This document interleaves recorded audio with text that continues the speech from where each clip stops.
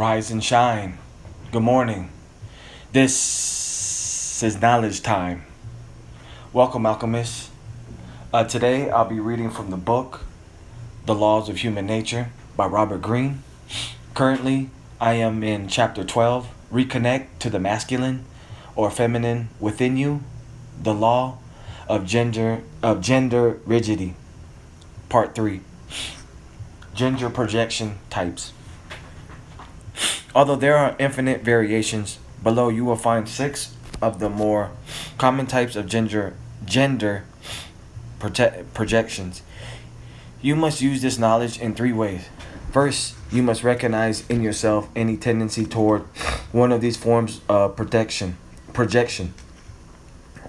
This will help you understand something profound about your earliest years and make it much easier for you to withdraw your projections on other people. Second, you must use this as an invaluable tool for gaining access to the unconscious of other people, to see in their anima and animus in action. And finally, you must be attentive to how others will project onto you their needs and fantasies.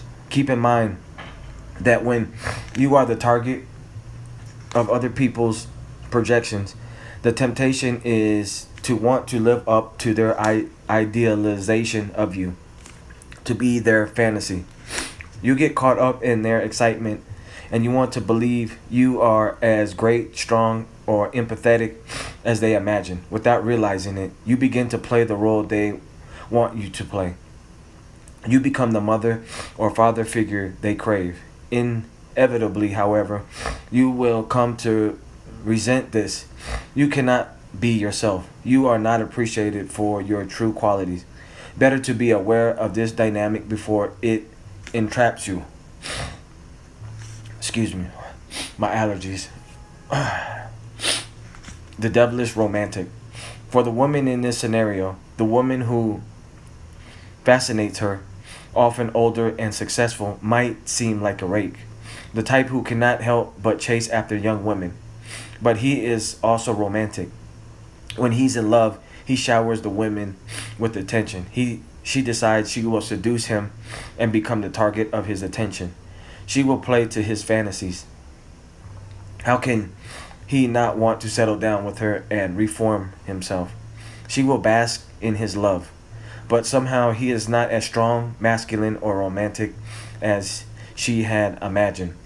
He is a bit self-absorbed. She does not get the desired attention, or it does not last very long. He cannot be reformed and leaves her. This is often the projection of women who had rather intense, even flirtatious relationships with the father. Such fathers often find their wives boring, and the young daughter more charming and playful.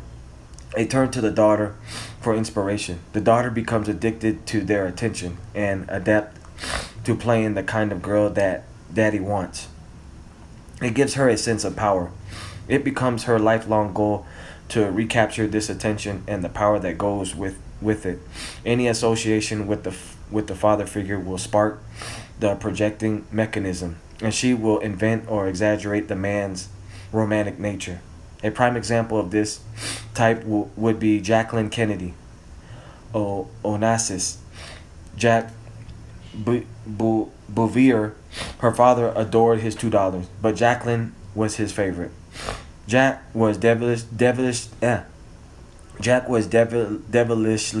handsome and dashing. He was a narcissist obsessed with his body and the fine clothes that he wore. He considered himself macho, a real risk taker, but underneath the facade, he was in fact quite feminine in his taste and totally immature. He was also a notorious womanizer. He treated Jackie more like a playmate and lover than a daughter. For Jackie, he could do no wrong. He took perverse pride in his popularity with women.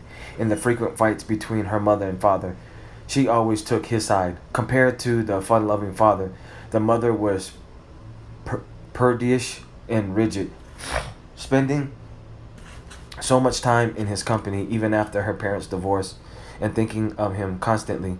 Jackie deeply absorbed his energy and spirit. As a young woman, she turned all of her attention to older, powerful, and unconventional men, with whom she could recreate the role she had played with her father, always the little girl in need of his love, but also quite flirtatious.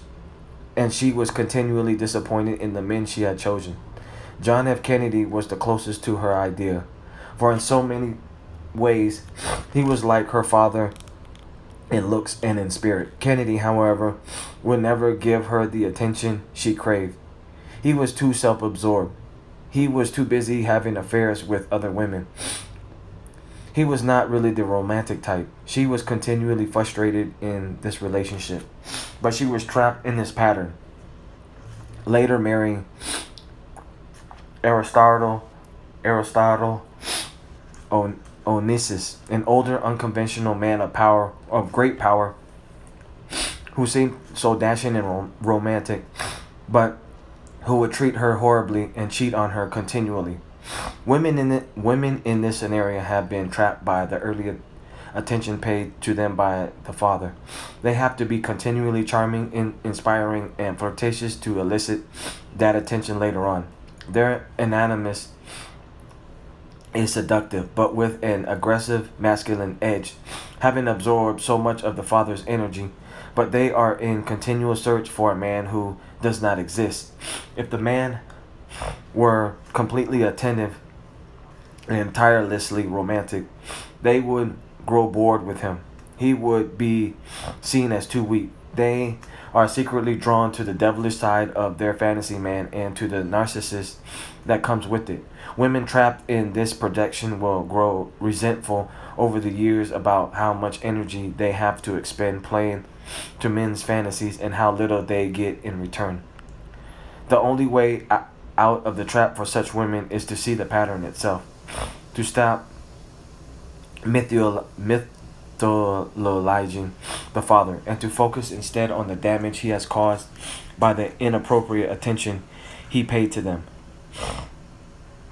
The elusive woman of perfection. He thinks he has found the ideal woman.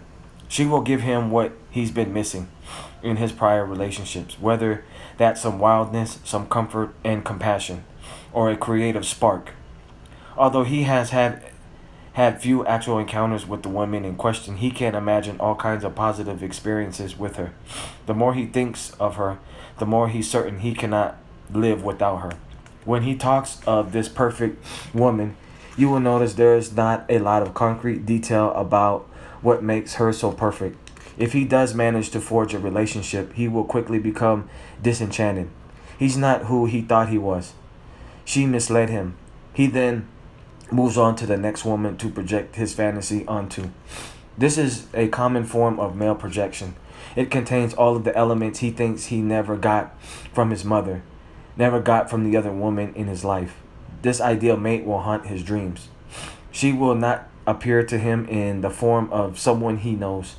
She is a woman fashioned in his imagination, often young, elusive, but promising something great. In real life, certain types of women will tend to trigger this projection.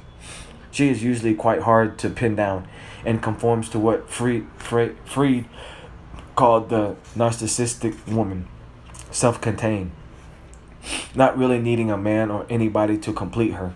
She can be a bit cold at the core and a blank screen upon which men can project whatever they want. Alternatively, she can seem to be a free spirit, full of creative energy, but without a clear sense of her own identity.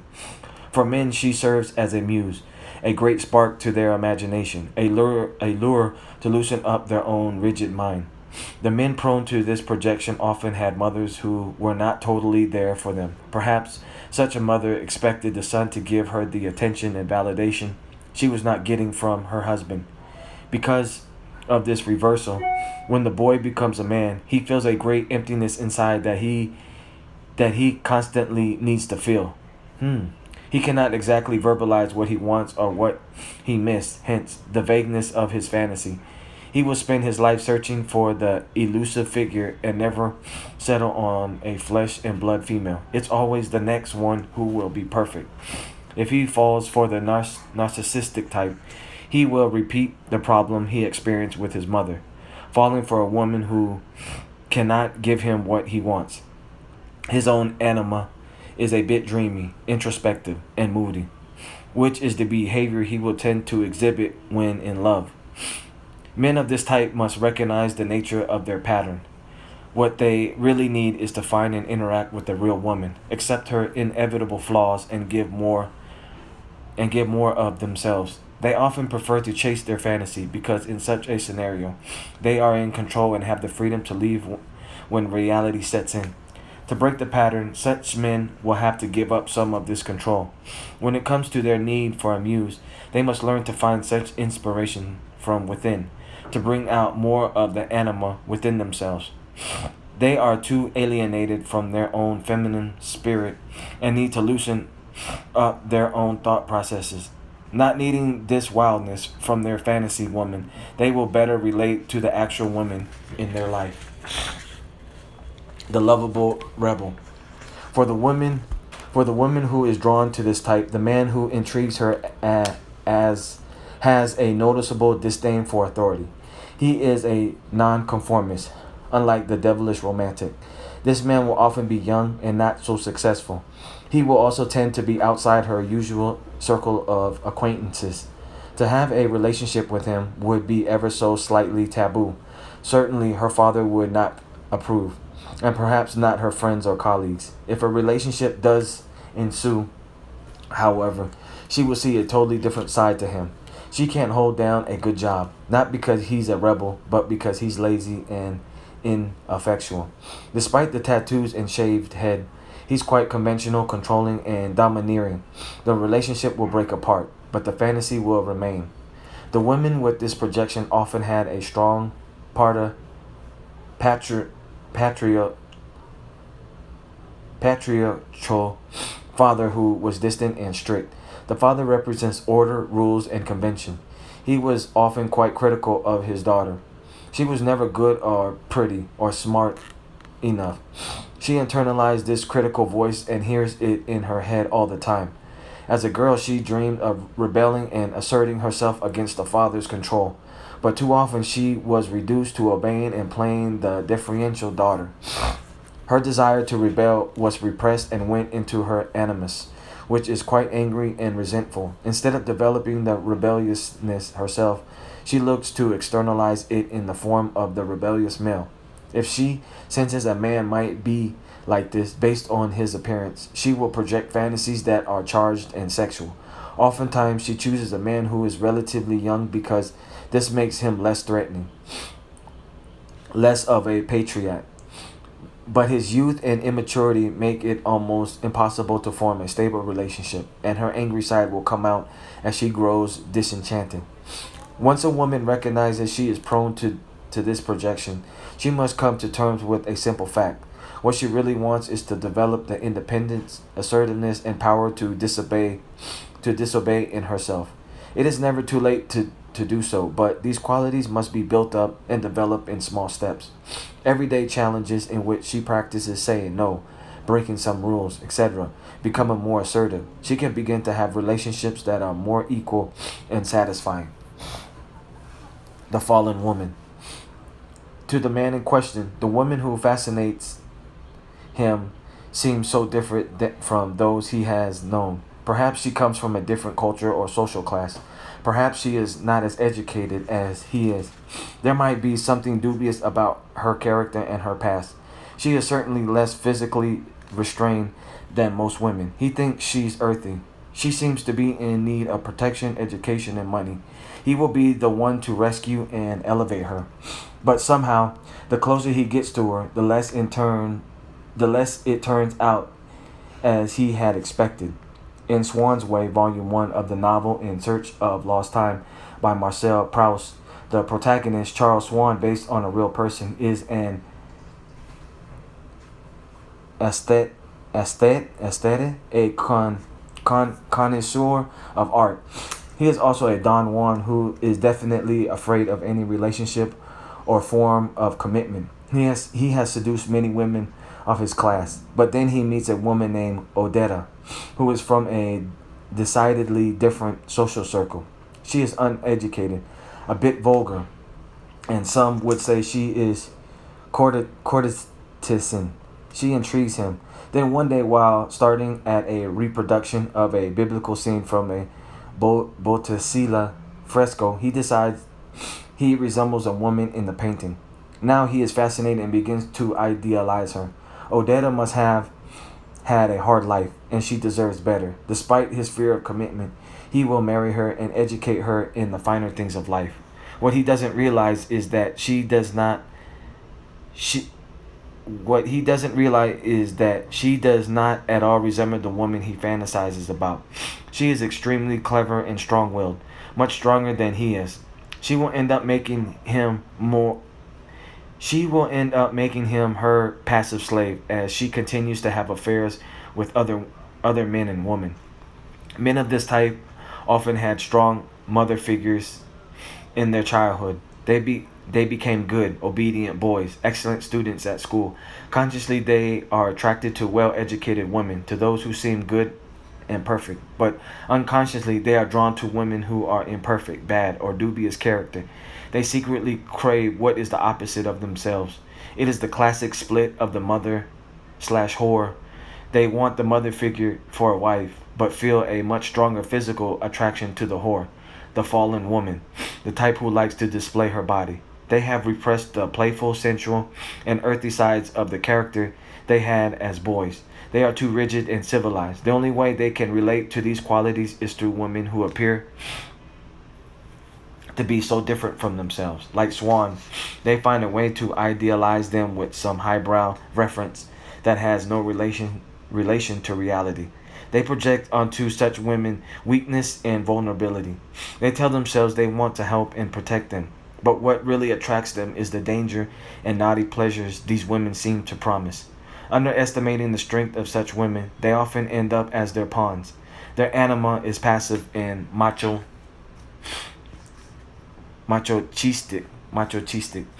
Men who engage in this kind of projection need to develop the less conventional sides of their character.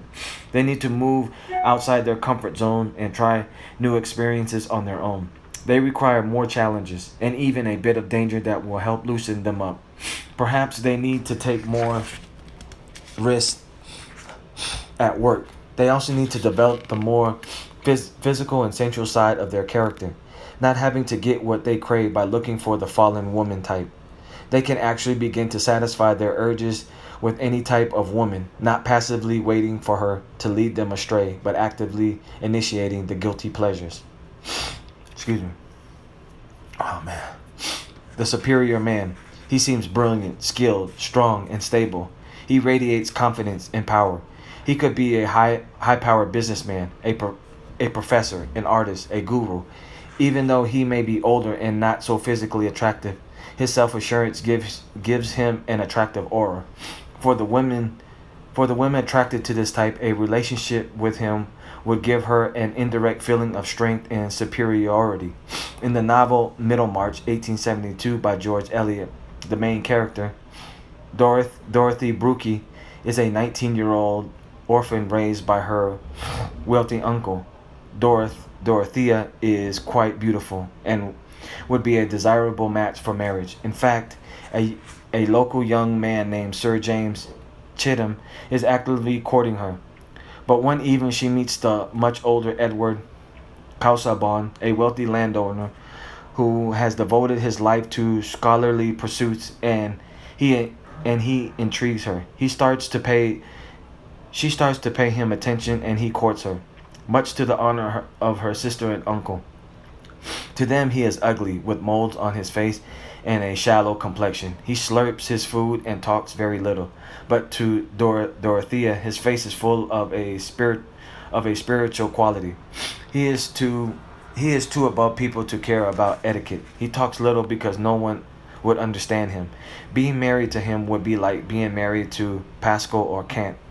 She'll learn Greek and Latin and help him complete his great masterpiece, the key to all mythologies, and he will help educate and elevate her. He will be the father she has been unconsciously missing. Only after being married to him does she discover the truth. He's dead inside and very controlling. She sees her as a glorified secretary. She becomes trapped in a loveless marriage. Although the relationship details might be quite different now, this type of projection is all too common among women. It stems from feelings of inferiority. The woman in this case has internalized the voices of the father and others who have been so critical of her, who have lowered her self esteem by telling her who she is and how she should behave. Not having ever developed her own strength or confidence, she will tend to search for these qualities in men and exaggerate any traces of them. Many of the men who respond to her sense, her low self-esteem, and finding his alluring. They like the adoring attention of a woman, often younger, whom they can lord over and control. This would be the classic professor seducing the student, because such men are rarely as brilliant, clever, and self-assured as she imagines. The woman either is disappointed and leaves, or is trapped in her low self-esteem, bending to his manipulations and blaming herself for any problems. What such a woman needs to do is first realize that the source of her insecurity is the critical opinions of others, what she has accepted and internalized. It does not stem from her inherent lack of intelligence or worthiness. She must actively work at developing her assertiveness and self-confidence through her actions, taking on projects, starting a business, mastering a craft. With men, she must see herself as their natural equal, as potentially strong and creative as they are, or even more so. With genuine self-confidence, she will then be able to gauge the true worth and character of the men she meets. The woman to worship him. He's driven and ambitious, but his life is hard. It's a harsh, unforgiving world out there, and it's not easy to find any comfort. He feels something missing in his life. Then along came a woman who is attentive to him, warm and engaging. She seems to admire him. He feels overwhelmingly drawn to her and her energy. This is the woman to complete him, to help comfort him. But then as the relationship developed, she no longer seems quite so nice and attentive. She certainly has stopped admiring him. He concludes that she has deceived him or has changed. Such a betrayal makes him angry. This male projection generally stems from a particular type of relationship with the mother. She adores her son and showers him with attention. Perhaps this is to compensate for never quite getting what she wants from her husband. She fills the boy with confidence. She becomes addicted to her attention and craves her warm, enveloping presence, which is what she wants. When he grows up, he is often quite ambitious, always trying to live up to the expectation of his mother. He pushes himself hard. He chooses a certain type of woman to pursue and then subtly positions her to play the mother role, to comfort, adore, and pump his ego. In many instances, the woman will come to understand how he has manipulated her into this role, and she will resent it. She will stop being so soothing and reverential. He will blame her for changing, but in fact, he is the one projecting qualities that were never exactly there, and trying to make her conform to his expectations. The ensuing breakup will be painful for the man, because he has invested energy from his earliest years and will feel this as abandonment from the mother figure. Even if he is successful in getting the woman to play the role, he himself will feel resentful at his dependency on her. The same dependency and ambivalence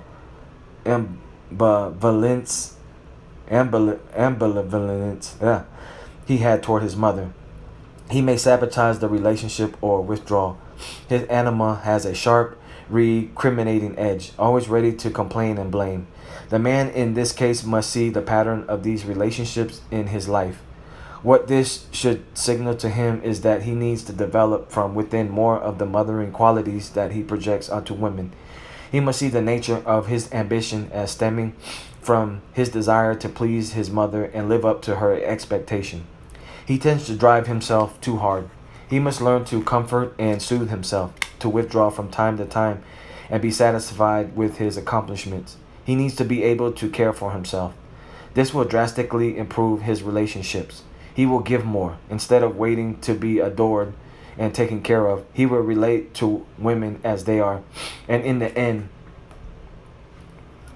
they will perhaps feel unconsciously impelled to provide more of the comfort he needs without being pushed into this. In conclusion, pretty much the gender production types. We went over the devilish romantic, the elusive woman of perfection,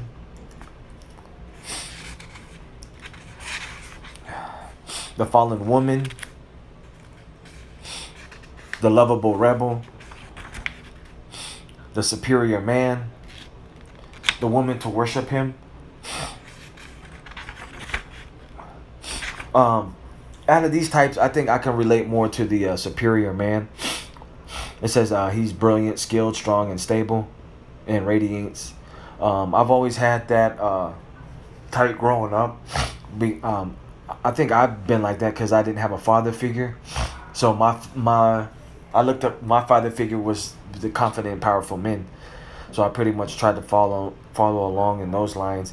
Growing up with a mother, I had a stepfather that really didn't care for me, so I was pretty much out on my own, with no resources. And my mother, she's pretty much had 4 daughters with my stepfather, so it's pretty much her.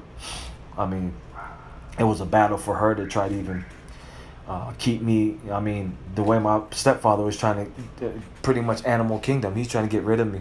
So, I mean, now I see that, and, I respect it now. Like, I wasn't his son, so I can see why he, I mean, all these years I was kind of like, man, he never supported me in nothing. My mother, same thing. But it was just because she had to pull with four daughters from him, and it was just me, so being the oldest. But yeah, a lot of learned lessons, huh? Outro. Subscribe to the channel.